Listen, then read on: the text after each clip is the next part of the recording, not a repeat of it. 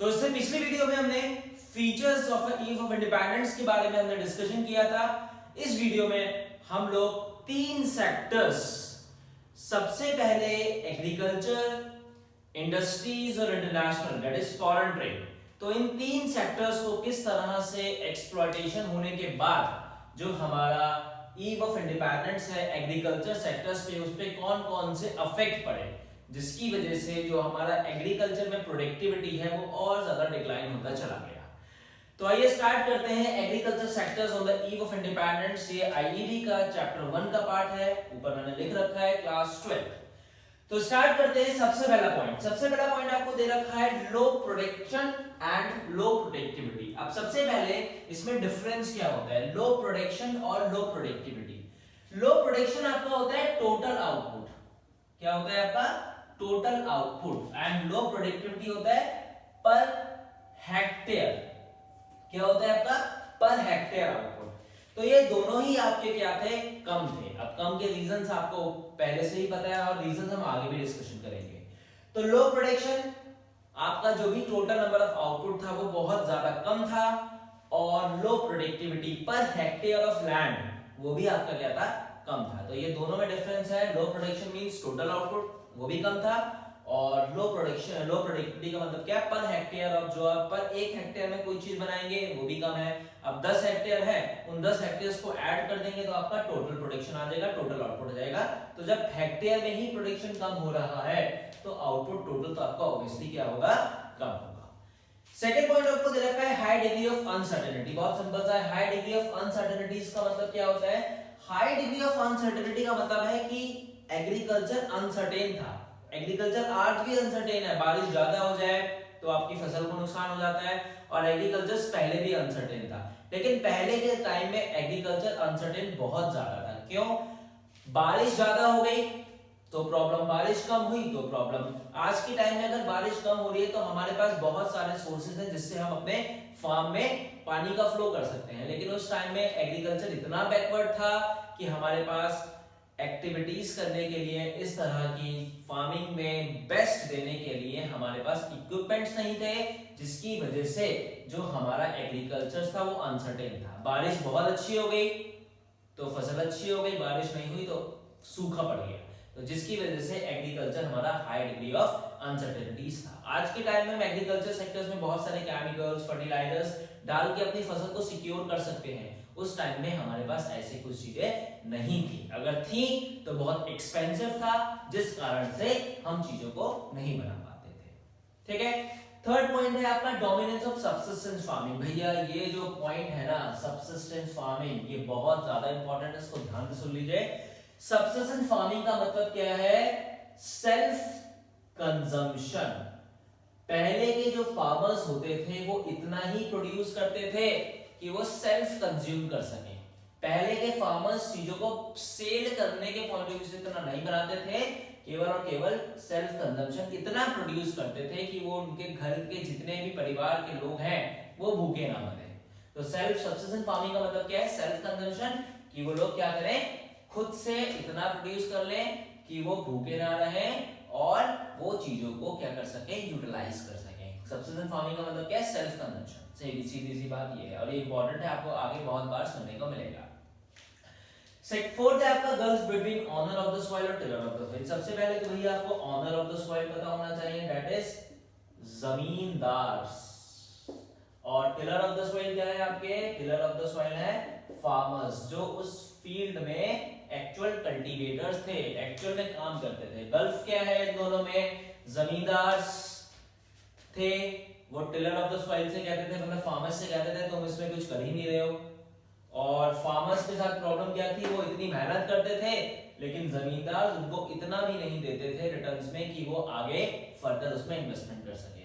मतलब क्या हुआ, जमींदार सोच रहा है फार्मर्स कुछ काम नहीं कर रहा है, फार्मर्स सोचते हैं कि हम इतना काम कर रहे हैं, एक्चुअल में फार्मर्स बहुत काम करते थे, लेकिन जमींदार उनकी जो भी दहाड़ी होती थी, जितना भी वो काम करते थे, जितना भी वो कल्टीवेट करते थे लैंड को, उस हिसाब से उनको पैसा नहीं देते थे। तो ये दोनों में गल्फ रहते थे।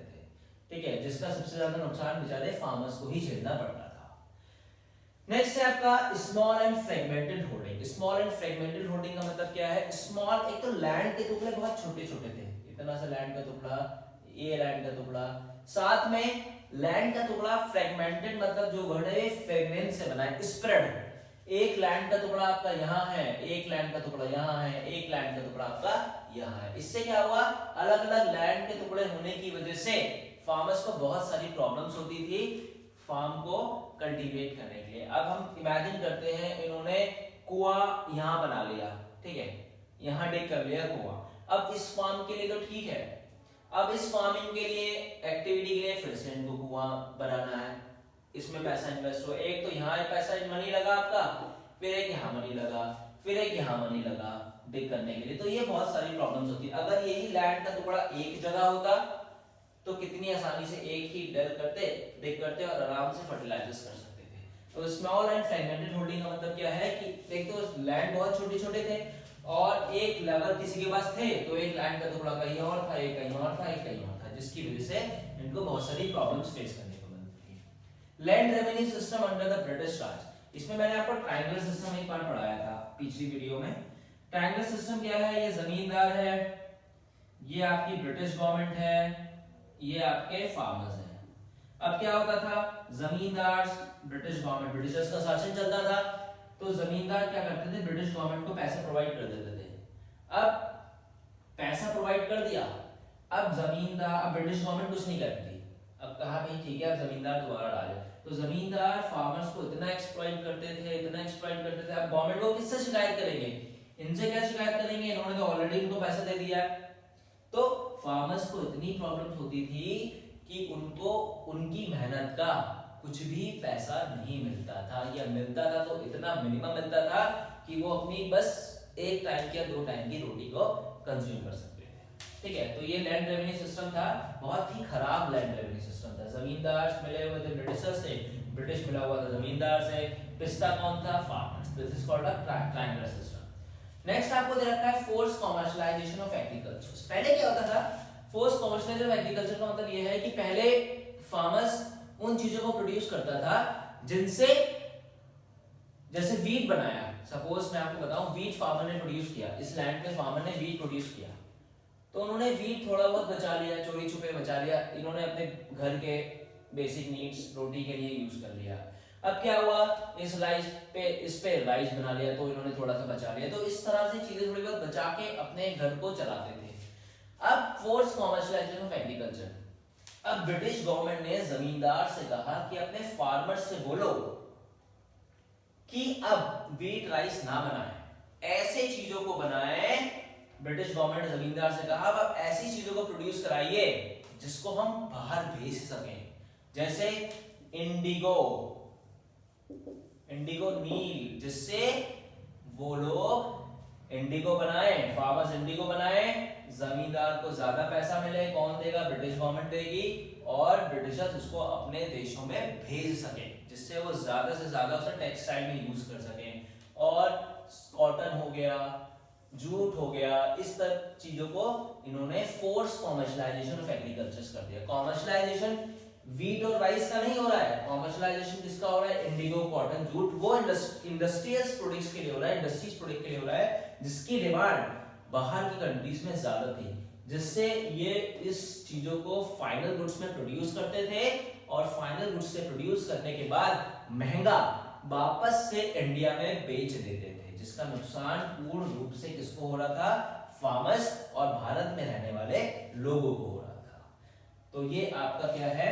ये पूरा agriculture system on the eve of independence. मैंने बहुत ही पॉइंट्स कम बात में और कम पॉइंट्स में आपको समझाने की कोशिश करी है। तो ये आपका हो गया agriculture sector on the eve of independence. Clear है? अभी हमारे दो सेक्टर्स बचे हैं, कौन कौन से? इंडस्ट्रियल और इंटरनेशनल। मैं उम्मीद करता हूं एग्रीकल्चर सेक्टर आपको समझ में आ गया होगा। Thank you.